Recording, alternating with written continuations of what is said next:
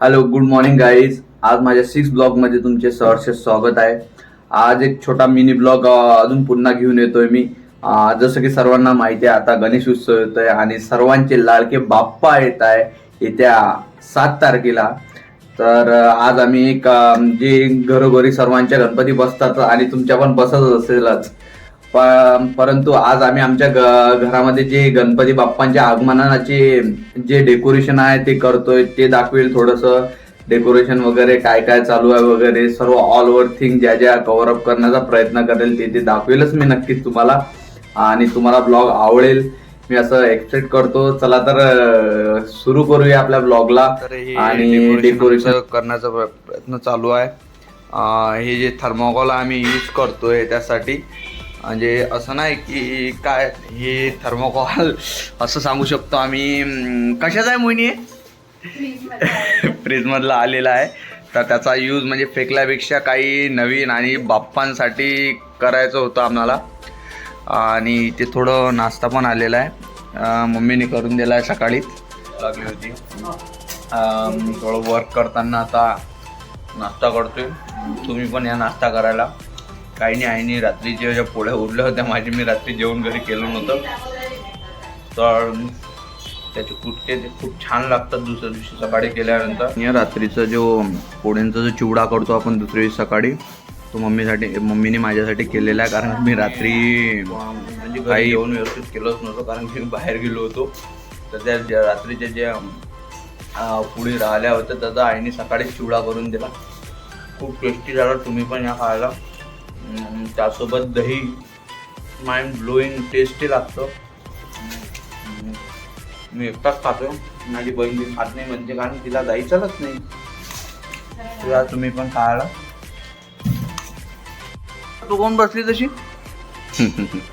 ये होता है भाई बड़े भाई का महत्व. हे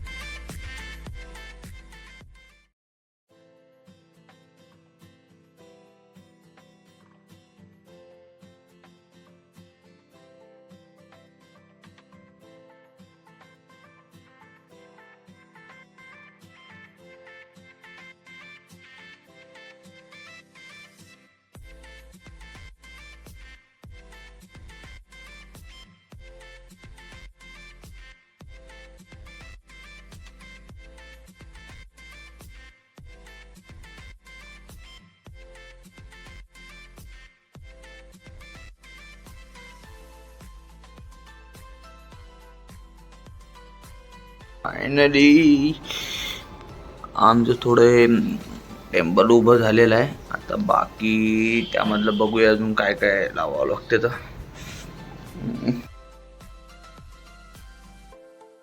त्यामध्ये अजून करायच्या राहिलेल्या आहेत, जसं की चुंदरी वगैरे आणि काही डेकोरेटिव्ह ज्या वस्तू आणलेल्या आम्ही त्या लावायच्या राहिलेल्या आहेत. आणि लाइटिंग महत्त्वाची असतेच, ती पण लावायची राहिल्या. बघूया आता, थोडं ब्रेक घेतो आम्ही, त्यानंतर बघूया. तो घरचे म्हणताय की गणपती घेऊन यात, तर आम्ही निघतोय गणू बाप्पाला आणायला. तर सो मार्केटमध्ये आलेलो आम्ही. मामा भेटला मला.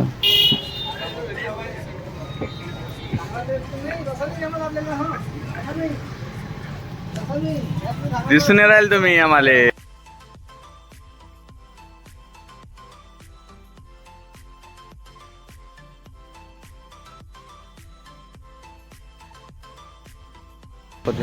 गणपतींना असा बघून लाड येतो, कारण की बालरूप हे सर्वात छान दिसते गणपतींचं. बाप्पाने म्हटलं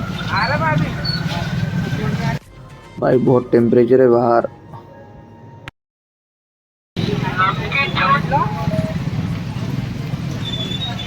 कोणता घेते? हा तोच दाखवा. मातीची आहे ना पूर्ण ती?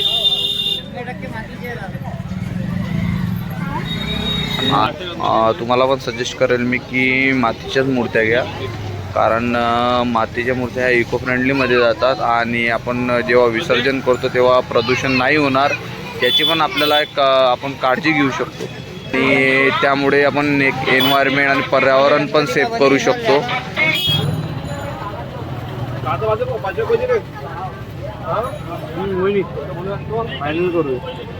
काय चांगले आहे ना? आम्हाला आवडलेले आहेत गणू बाप्पा. आमची इच्छा आहे तुम्ही पण बघा, पूर्ण environment free eco friendly Ganpati, ते पण काळ्या मातीपासून बनलेले. गणपती फायनल केलेला आहे. बाप्पाला आता घेतोय, मोहिनी पैसे देत आहे. बाप्पा आता आमच्या घरी येत आहे. चला गणू बाप्पा घेतले घरी. चला मी चालू केलं डेकोरेशन साठी. हे काय केलं? मारतोय म्हणते. फायनली आमचं टेम्पल तयार. Lighting is on. All complete झालेलं आहे. असं आहे. आणि लाइटिंग लागल्यानंतर मगाशी बघितलंच तुम्ही की लाईट लागल्यानंतर कसं दिसतंय. तर असं केलं आम्ही छोटं मोठं बाप्पांचं टेम्पल. हे गणू बाप्पांचं टेम्पल कंप्लीट झालेलं आहे अशा प्रकारे. आणि ही जी जागा आहे आमची, देणं आम्ही झुमर वगैरे लावलेलं आहे छोटंसं. आणि देणी ते हे अजून बॅक साईडला एक फोटो येईल गणू बाप्पांचा. आणि हे गणू बाप्पांचं आसन छोटंसं केलेलं आहे, हे मम्मीने केलेलं आहे, त्याला कुशन वगैरे. आणि बघूया अजून उद्याला उद्या गणू बाप्पांचे आगमन सकाळीच राहणार आहे. सो तुम्ही पण या आमच्याकडे गणू बाप्पांच्या दर्शनाला. ऑलरेडी झालेलं असेलच डेकोरेशन आणि टेम्पल छोटे छोटे जे करतो आपण वेगवेगळे प्रकारचे. माझ्याकडचं आता कंप्लीट झालेलं आहे. देन आम्ही उद्या आगमनाची आतुरता बघतोय. आणि एक सर्वांना एक विनंती करतो की सर्वांनी मातीचेच गणपती बसवा, कारण की एन्व्हायरमेंटपासून आणि पोल्युशनपासून आपण खूप फ्री राहू. आणि इको फ्रेंडली गणपती बसवा, जेणेकरून कुठेही POPचे जे आपण गणू बाप्पा आणतो त्याचा मिसयूज नको व्हायला पाहिजे विसर्जनाच्या दिवशी. कारण POPचे गणपती तसेच राहतात गणू बाप्पा, कारण त्यामुळे पोल्युशनचं प्रमाण भरपूर प्रमाणात वाढतं. Thank you. Save environment and save life.